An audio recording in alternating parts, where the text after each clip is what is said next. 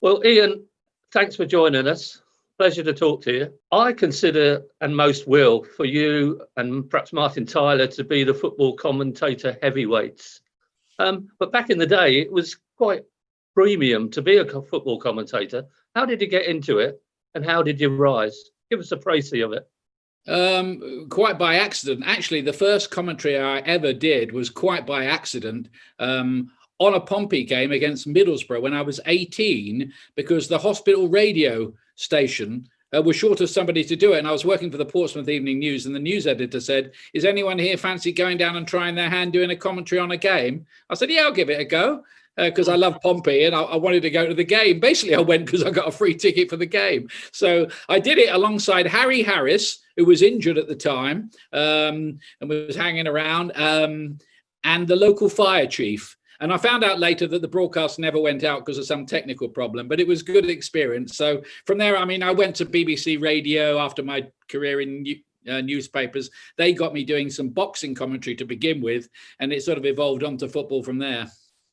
Yeah, so I was going to say, you're not just a one-trick pony, are you? You've done the top boxing matches all over the world. You've done a bit of athletics as well. Yeah, I did some athletics. In fact, I did that the dirtiest race in history, the Ben Johnson winning the gold medal. Well, of course, they took it away a few days later in Seoul. That amazing race with Carl Lewis and Linford Christie. Yeah, that was a highlight really of my career to call that game. I remember being that race. I was very, very nervous beforehand, thinking I've only got 10 seconds and this would be easy to mess up if it's a razor thin finish or a vest thin finish. But it wasn't. Johnson won it by miles. But of course, we now know he was on rocket fuel. It's fascinating that you're this top football commentator that meets all the stars, but you got there quite by accident, and it's where you were. Well, I don't know about meeting all the stars, Johnny, to be honest with you these days, because Robbie Savage. Most of the clubs are kind of behind a pretty big brick wall, and the players, especially at Premier League level, are sealed off. And I think that's really a sad development. I hear some of the old journalists who you mix with say how they, used to go for drinks with the players in the middle of the week and have lunch, and they got all their stories from them. I think that's far more difficult, especially in the Premier League, the way it is now. So I think it's very different. And, getting information, I think, has probably never been harder than it is at the moment for people in our line of business. But, there are other compensation factors for that. What about your love of Pompey? Obviously, that goes back far longer. Yeah, it's my favorite subject to talk about. So I didn't need much persuasion to do this with you. Yeah, I grew up in Southsea. I grew up half a mile from the ground. And my mum, even when I was a toddler, used to say to me, "Oh, Pompey have scored," because you could hear the roar when there was a Pompey goal. So I first went there when I was 6. My dad took me, and he used to sit me on his shoulders in the corner of the ground. They used to let you in with a quarter of an hour to go for free in those days. And that's when I first saw Pompey play. I think it was against Sunderland. And I just marveled at the lights. It was one of the first games, I guess, under lights back then. We're talking the 1950s. Late in the game, I think it was a 3-3 draw, and I was hooked from that moment, really. And of course, it's ruined a few Saturdays since. Do you ever find yourself sitting in the North Stand or wherever you sit and actually commentating on the game to yourself? Not really, to be honest with you. What I love about going to see Pompey is I'm not that neutral guy. I'm not the commentator. I can be a fan, and I love sitting among the fans. I sit on the north lower. I've got a season ticket there, and there's nothing I love better if I can get down and I'm not working, and I try to engineer it so I'm not working and can go down, especially for the Tuesday night games. I don't get to see them as often as I'd like, but I see them enough. And of course, this season, we've all seen them a lot via Zoom. And yeah, of course. I follow. Not that it happens all that often anymore, but when you're sitting in the commentary box and actually Pompey are playing at the same time, do you ever have a sneaky look and see what's going on? Or is there not enough time? Oh, yeah. When I'm commentating on other games, I shouldn't really reveal this because I'm supposed to be giving it 100% concentration. But say you're playing, and they often are. I've been sitting there doing a Champions League game, say at Chelsea. And I've got Adam and Rob, my two sons, and they're under strict instructions to make sure they send any score flashes through to me. So I've got my phone to one side, and if my co-commentator's talking or making some point, I might just have a sly glance if the phone vibrates, just to see what's happening. Oh, don't worry, I'm always in touch. But you can't get too worked up about it, can you? You can't get too worked up about it, no. And of course, the question I'm often asked is what it's like to commentate on a Pompey match. And I've done that a few times, especially when they were in the Premier League. And it's a weird thing, a sort of professional neutrality kicks in once you get onto that gantry, and you almost overcorrect. You almost say you're a bit too hard. I mean, a couple of mates of mine rang up when I did a Pompey Bolton game. We lost 1-0 at home when Sam Allardyce was in charge of Bolton. And they say, oh, you're a bit hard on us. I thought we deserved a point from that game. Yeah. I said, yeah, well, I probably was. Because it's all about pundits with you now, isn't it? At one time, it was you on your own. So does the pundit sitting beside you make it harder or easier for you? I think it's easier, to be honest with you, because you've got a second pair of eyes, and usually the second pair of eyes is somebody who's played hundreds of games at the top level. In Glenn Hoddle's case, somebody who's managed England, very good players. And I always say the same thing. It doesn't matter, and you'll know this, Johnny, you can watch 1,000 matches, but you'll never see everything that somebody who played the game at that level will see and understand. So that's what I always say to them when they come into the business, and they might say to you, well, what do I do here? And I say, well, try and tell us things that only you'd see as a professional. Tell us something that the viewers can't see for themselves. Don't just say, oh, they nearly scored there, it's a millimeter away. Tell us why the chance wasn't taken, or something about the movement ahead of the goal. Yeah. I went out to the United States in 1994 and watched a few Ireland games in the World Cup, Republic of Ireland. And it was very homely when I turned on the telly to watch another game, and there you were commentating on there. And I'm sure in between sort of a free kick or something, there was advertisements for McLean's toothpaste coming up. And I was shocked by it. But do you remember those times?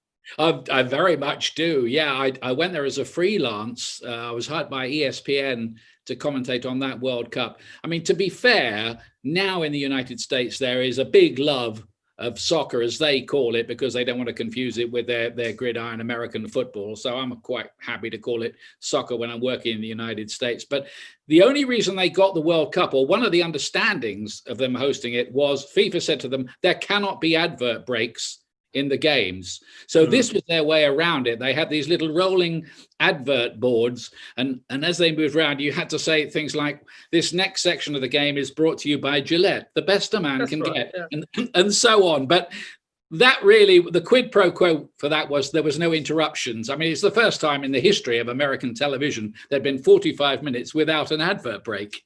And you're a bit of a legend in the USA. They made a few chants for you and everything.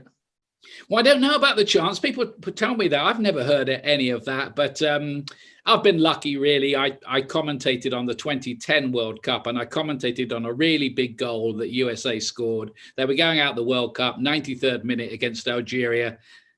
Landon Donovan scored and rescued it. So, you have a license in that situation to go to 10, I think, on the Richter scale if you're commentating. And my call of the goal went viral, as they say these days. So yeah, I got a bit of love for that, and that's nice because you get plenty of people knocking what you do these days, especially.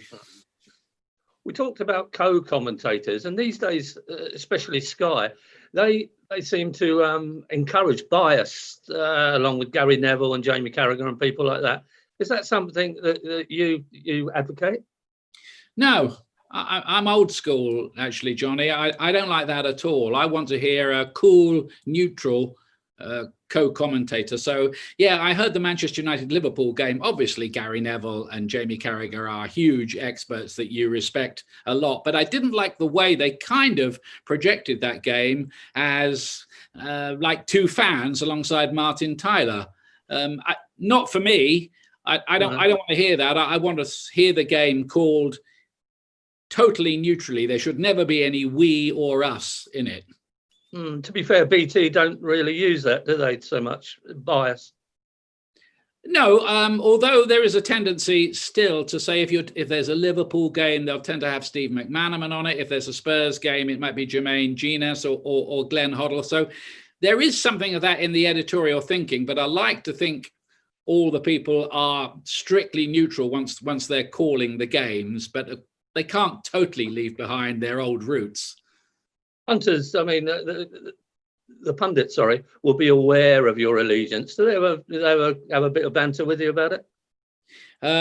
I think most people don't know that I support Pompey. I think, a lot of Pompey fans probably do now, but I've never tried to hide it, in all honesty, because I think if you're a huge football fan and you love the game, and I think all of us commentators do, you'd be a bit of a cold fish if you didn't really support one team. We all grew up rooting for one team. Some of the commentators like to hide it. I don't have a problem at all. I'm from Portsmouth and I support Pompey. So Steve McManaman, for instance, never mentioned the 1992 FA Cup semi-final. No, but I have to him. I've asked him a lot of times about that game, and he talks about the injury to Chamberlain, who they'd identified as a bit of a danger man. I think they did him, frankly, in that game. He had to go off. But what he did say to me is, he said, we were lucky that day. Pompey outplayed us, and we went into the Pompey dressing room after the game and told them that as well. But of course, it went to that replay and we lost on penalties. I think that's the worst I've ever felt leaving a football match, because I had this dream growing up that I'd see Pompey play in the FA Cup final. And I thought that night, it's never going to happen now. We were beaten on penalties. And the worst feeling was that we probably deserved to win over the two games. So the FA Cup final all those years later was great. Yeah, it was fantastic. Yeah, I never thought it was happening. I was very emotional. I think I did have tears in my eyes when Pompey walked out at Wembley. I also had some tears in my eyes. I even felt a bit more emotional the day we walked out to play Aston Villa in the Premier League. That first game, do you remember that, Johnny, back then? Yeah.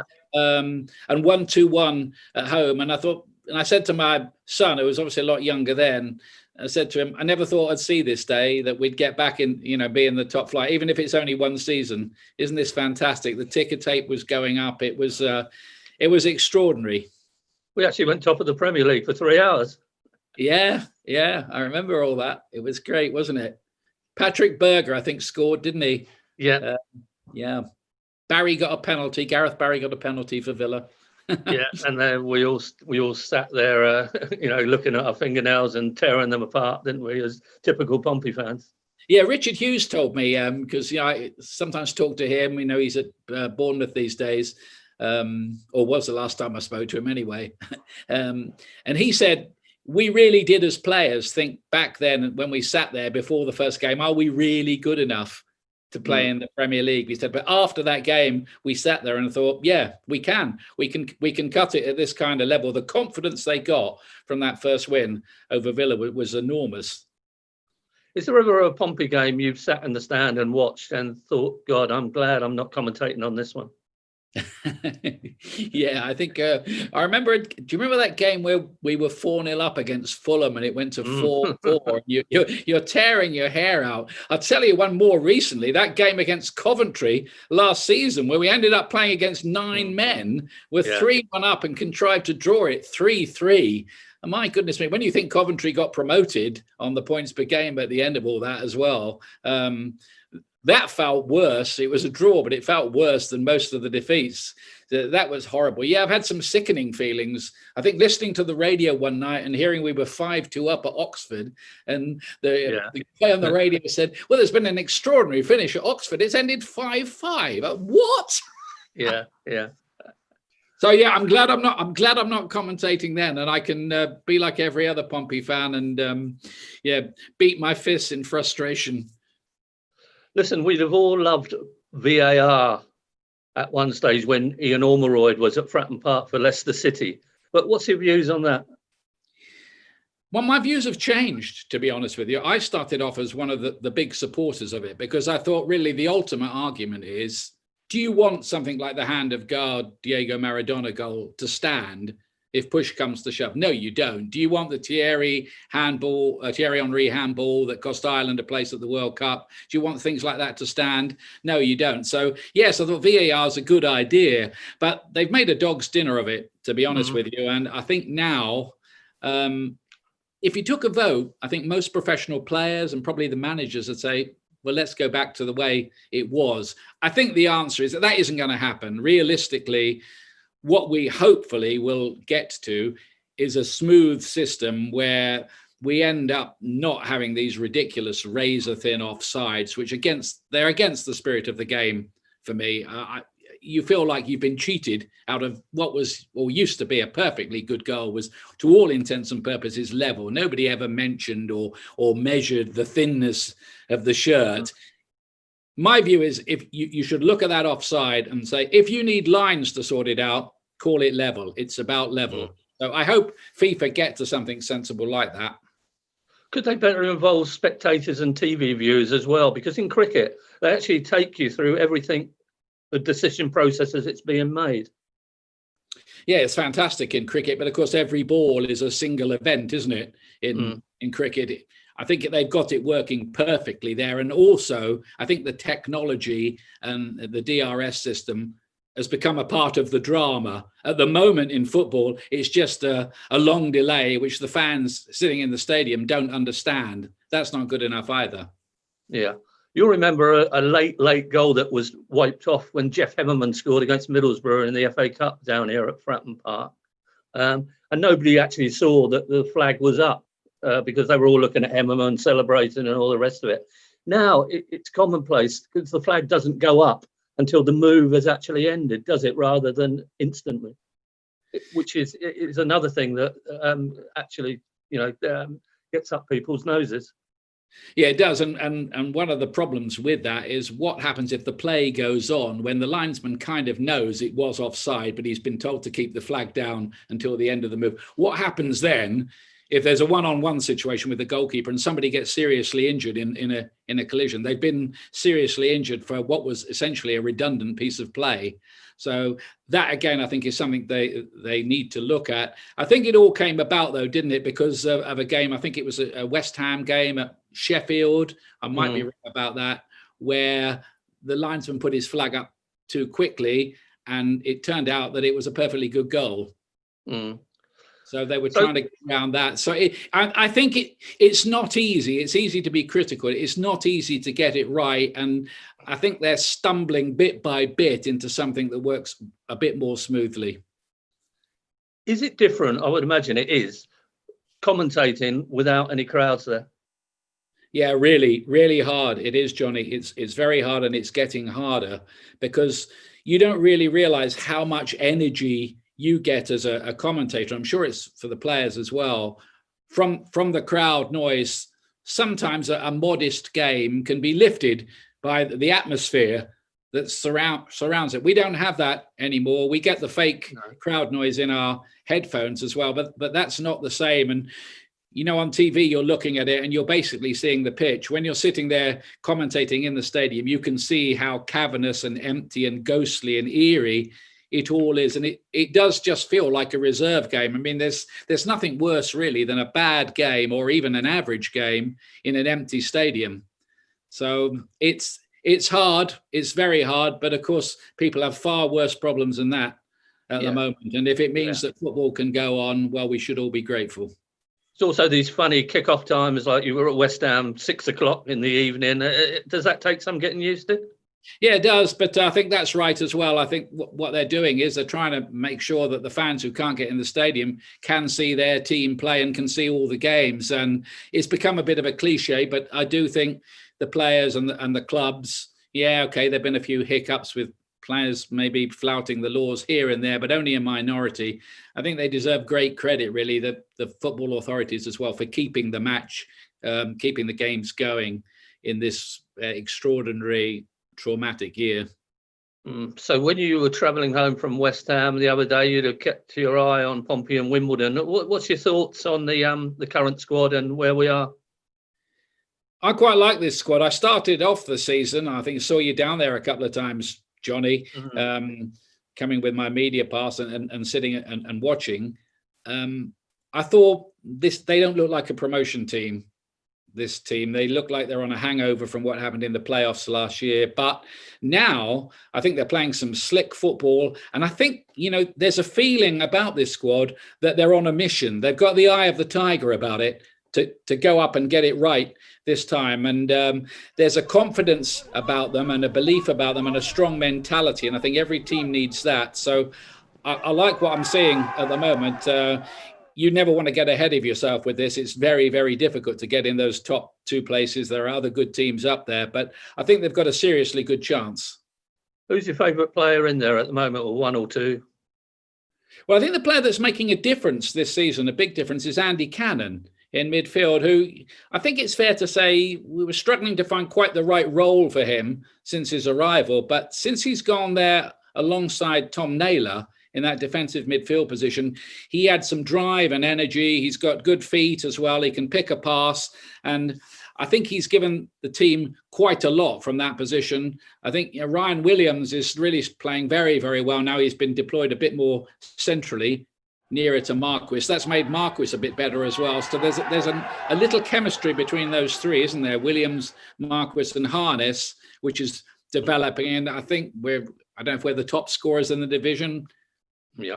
We probably are, aren't we? Yeah, we are. Top scorers in the division. Now, you'd have never said that earlier on in the campaign when you were looking at some of those early home games. So it's a developing squad. The defence is watertight enough. That looks quite a nice signing that they've made with Harvey White, the youngster from Spurs. I saw him a couple of times playing in the FA Cup and in the Europa League when he came on and took the eye a little bit. So that's an option they needed, to have an extra option in central midfield in case Naylor gets suspended or is injured, or same with Cannon. So they've got another place there. It does mean, of course, that Ben Close goes down the pecking order a little bit. There was a nice moment for him getting that goal at the end. I thought, lovely. Needed that, didn't he? Did. One of my favourite all-time players, really sad loss, was Bobby Kellard. When I was a kid, loved him, and the likes of Albert McCann and so on. What is your all-time favourite player? Can you pick one out? I've got a few, if I'm honest with you, but I mean, my boyhood hero, when I was a little boy, I used to play on the right wing for Francis Avenue Junior School. So the very first right winger I ever saw at Fratton Park was Peter Harris, who was absolutely fantastic. Of course, the younger fans won't know him, but to put it in context, he was almost like an old-fashioned Cristiano Ronaldo. He was quick. He could cross beautifully. He scored loads of goals. He got 5 in one night on a summer evening game against Aston Villa. Incredible performance. Yeah. So he was my first. I loved Paul Merson when he was at Pompey. That promotion, with him pulling the strings and bossing things with his final ball was fantastic for Todorov, and he made the whole thing happen. He was the catalyst. There were other really good players in that team as well. And I'd also pick out Paul Walsh. What a season alongside Guy Whittingham, darting here and there. I mean, he just got you on the edge of your seat. I always tell him that, and he loves it as well. Walsh, because I worked with him a little bit and said, God, you were so good that year at Fratton Park. And he said, yeah, oh, well, thanks. He said, I loved playing at Pompey because it's a proper football city. And of course, a man of international repute like yourself would have never believed he would see Robert Prosinecki in a Pompey shirt, probably. It's incredible when you think about it, isn't it, that he ever turned up at Fratton Park. I think he smoked his way through most of it. But I'm told, you'll know this, Johnny, probably better than I do. You know all the stories and folklore around the club. I think he can still do a version of the Pompey Chimes. If you get him for an interview, he loves to do the Pompey Chimes. I think, he was in a pretty bad way, wasn't he, with his knees by that stage of his career. But every so often, when he was in the mood, it was jaw-dropping stuff from him, wasn't it? Yeah, it was. Yeah. Do you think it came against Barnsley, wasn't it? The hat trick. Yeah, the hat trick, and he came off looking like he'd lost at the end of it.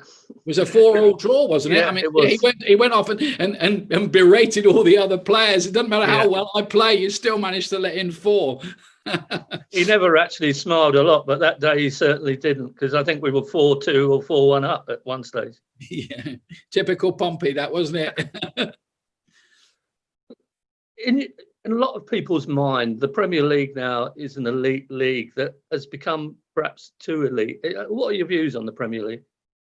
Yeah, I think that's a fair criticism. It's become too corporate, and one of the offshoots of that is, of course, there's so much money in the Premier League that it's become the be all and end all for all the clubs just to stay in it, which is one of the reasons why the FA Cup has become a more diluted version these days. It's still a great competition, I think, particularly for the lower league clubs who make good money out of it. And, if they can get a TV date out of it as well, it's serious money. So it's still great up to then. But I don't like, the managers are putting out their reserve teams in the FA Cup. Oh, we'll give some of our squad players a game. They don't seem to actually want to win the thing.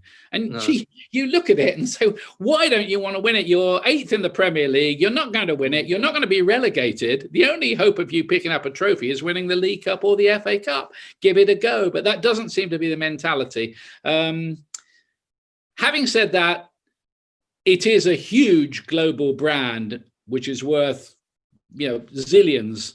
And if you talk to people abroad, they love the Premier League. So, you get results, don't you, where the top teams can slip up against the teams at the bottom. That doesn't happen that often, in the other top 5 leagues in Europe. So it has got a special appeal. So it's a swings and roundabouts thing. But is it a bit too corporate? Is it a bit too money orientated? Yeah.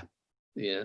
I saw you commentating at Stockport County the other night, and I tell you what, it took me back, because the first time I went to Stockport, it was a quagmire of a pitch. It was pouring with rain. We lost 4-2, and it just took me back to those times. I'm sure it did you.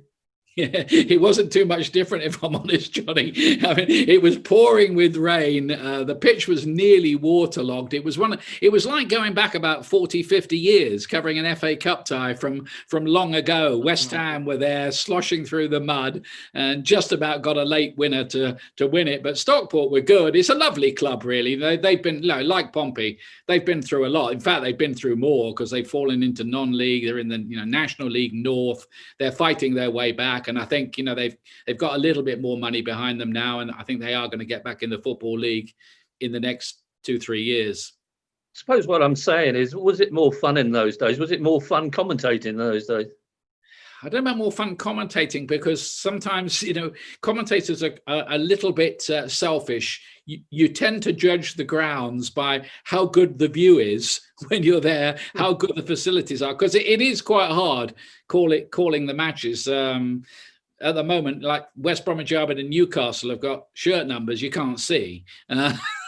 So that's something we're moaning at the Premier League a little bit about. But the game had a different kind of appeal then. And I think those of us of a certain age did fall in love with it in that era. So you tend to pine, and nostalgia sells, doesn't it? Yeah, I love the old era, but I understand the appeal of the new one, where football, let's face it, has become like a 24/7 national obsession, hasn't it? To quote Charles Dickens, or kind of quote Charles Dickens, you've been to the best of grounds, you've been to the worst of grounds, both as a fan and a commentator. What would you say are your best, and what about your worst? Well, aside from Fratton Park, obviously, which it has a special place in my heart, I'd say Borussia Dortmund I'd say to anyone who's a football fan, if you ever get the chance to go to Germany and go to a home game there, that is an experience. 80,000 fans, and a very special link between the players and the team. Doesn't matter what the result is, at the end of every match, they go up and join the supporters, that yellow wall, and shake hands with them. And it's fantastic to watch. And the atmosphere is just brilliant. I did them in the Champions League, earlier on this season, actually, against Paris Saint-Germain. It was a memorable night. The worst, when I had to commentate, and it was a bit like commentating through an Atlantic storm on a trawler on the roof at Port Vale one night, when we basically were waterlogged out of existence. That's another one, brings back memories, Port Vale. Port Vale, yeah. I haven't been there for a long, long time. Old John Rudge used to be in charge. He's always invite a lovely bloke. He used to invite you in for a nice cup of tea, and the manager's voice said, "You'll want to know the team, son." He said, "Well, I'm not going to tell you it for another half an hour yet." Putting you on the spot with some of these questions, but is there a game that you've commentated on that excels all others? I did that game where Barcelona had lost the first leg against Paris Saint-Germain 4-0. Second leg, they've got no chance. There's 7 minutes left. They scored 3 times in the last 7 minutes, inspired by Neymar. That was something else. And I remember going out afterwards with Steve McManaman. It was just mayhem outside. They'd gone through against all the odds.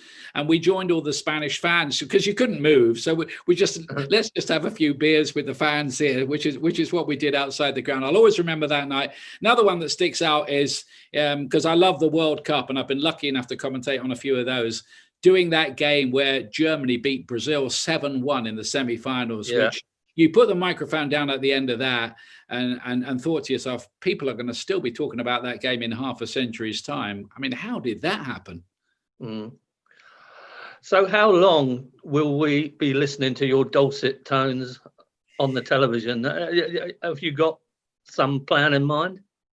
Not really, no. I mean, as long as they'll have me, to be honest with you, or, I think all of us, we're dependent on getting a contract from some television company or another to employ us. And in the end, the decision is probably not mine. It's probably some television executive sitting, making a decision in the summer over a glass of wine somewhere. That's, maybe we're all like politicians. It's all going to end in tears. You went from Sky to BT. Was that an easy transition? I went from Sky actually to what ESPN. Happened? Yeah, I worked from Sky Sports for a couple of decades, and I got this offer to do the Premier League for ESPN in America, having worked for them on the World Cup. It was the only time I've ever been properly headhunted. So they offered me a good deal. I did that for a while. I still do some stuff for ESPN, and then BT came along, and I got offered a job doing stuff for them. So I do feel a bit like a media whore, because I've worked for everybody over the years except ITV. Because Sky has transformed football. Nobody would deny that. Has it changed it for the better in your eyes? Yeah, I think it has, to be honest with you. I mean, people will say, well, it's not the same. We wanted the games on terrestrial TV. If you remember, you go back, ITV used to have the contract, and it was only about £5 million or something. It's unbelievable. You're talking about the late 1980s, but they never started showing live games on a Sunday afternoon till about October, till the clocks went back. So there were no live games on terrestrial TV. That was the truth of it. And I remember, because I was with Sky Sports when we started, and I can remember thinking the media have really got the daggers drawn here. They don't want Sky or some satellite channel covering the games. But then they saw the standard of the coverage. I'm not saying the commentary, but certainly the standard of the camera work. There were more cameras, more angles, more depth. Everybody said, well, it is good. So, yeah, I think Sky Sports did push back the boundaries of the way that the game is covered. You never even got a scoreline in the top left of your picture until Sky started. And I was at the meeting where we used to have this Australian guy who didn't really understand the game, but he just fired off 1,000 ideas watching an old game and said, and eventually, and they were terrible ideas. Like one of them was, he said, why don't we just put up a thing here saying Manchester United throw in? Everyone, that'd be ridiculous. That would be just laughed at. He threw in 1,000 ideas, and he just said, anybody know the score in this game? No one. Put the score up in the corner. And everybody looked at each other and said, that is a good idea, actually. So that's where that started. Now we all take it for granted, but there are a lot of things like that. So yeah, you're never going to like everything about the television coverage of a game. In fact, you're probably not going to like a lot of things about the way that the game's covered. But the truth is, I think everybody's doing their best to make it as smart as they can. They don't always succeed. Having commentated on all the games you have across the world, having watched Pompey win the FA Cup and played in all 4 divisions, I'm sure when you do hang your microphone up, you'll look back with few regrets. Well, I don't know about that. I mean, yeah, you're blessed really I always wanted, like a lot of little boys, I wanted to be a professional footballer myself. So this is the next best thing really, is to go on and have the honor and privilege of talking about it and meeting a few of the players and swapping some stories with them. But I think you've got to stay humble about all of that and just recognize that you're lucky to do the job that you do. Well, I say that long may it continue, Ian, and it's fascinating to talk to you. Thank you very much for joining us. It's a pleasure as always, Johnny.